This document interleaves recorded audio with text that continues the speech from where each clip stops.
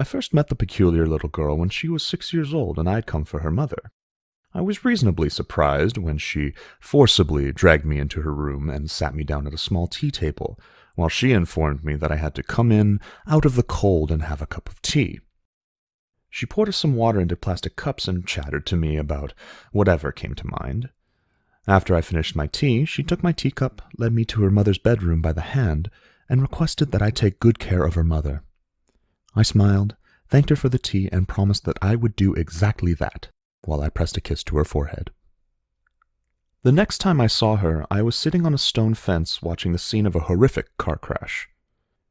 She handed me a real teacup full of warmed-up orange juice and climbed up to sit beside me.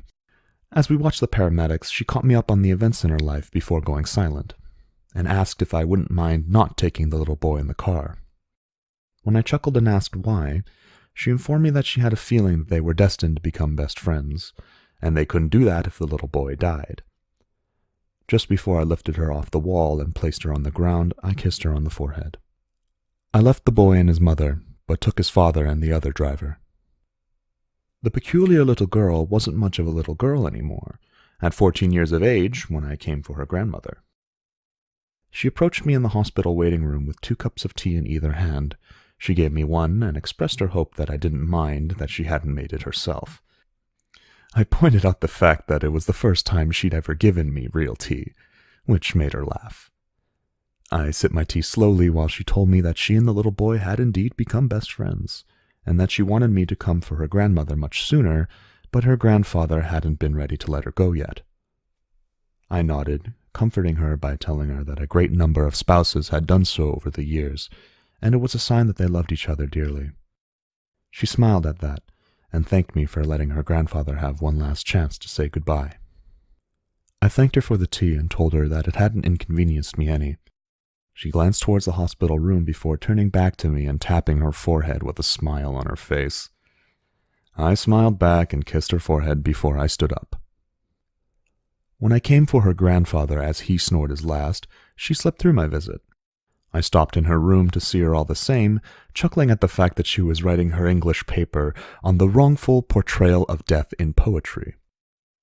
I pulled the blankets up so that her arms were covered and kissed her forehead before I put the laptop into sleep mode, noting that she and the little boy seemed to have become more than best friends. I placed a cup of tea down on her bedside table and pulled her door closed behind me.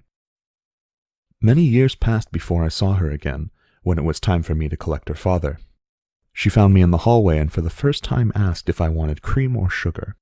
I told her I preferred it black and followed her into the kitchen, looking out the window at her husband and children playing together in the snow.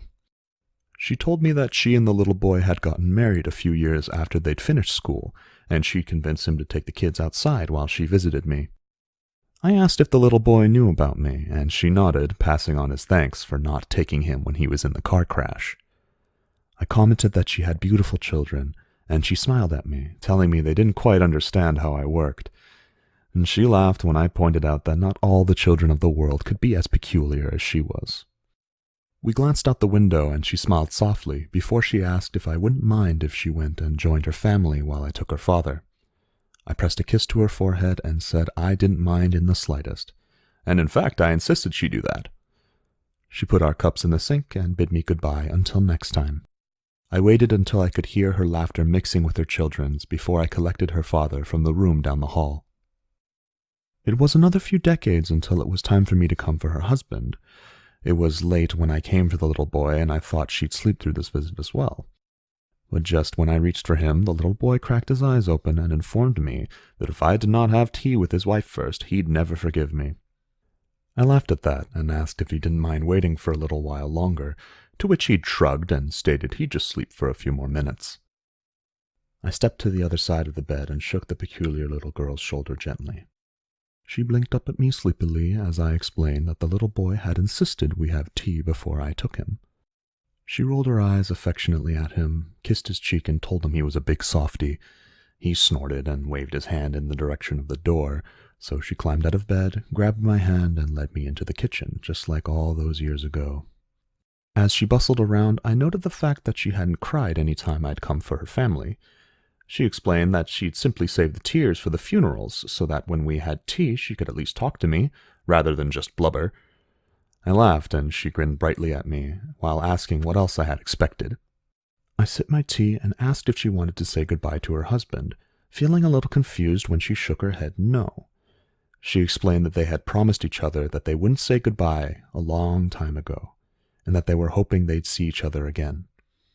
I finished my tea and handed her the cup when she held her hand out for it.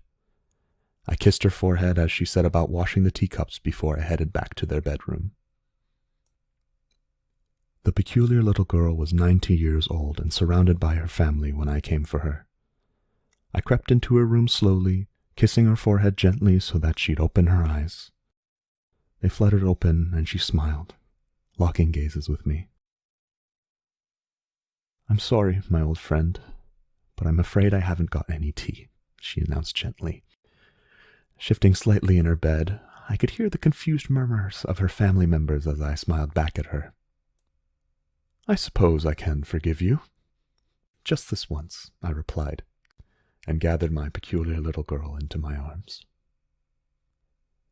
Many people have feared me, embraced me, revered me, but only once in all my years have I ever had a friend.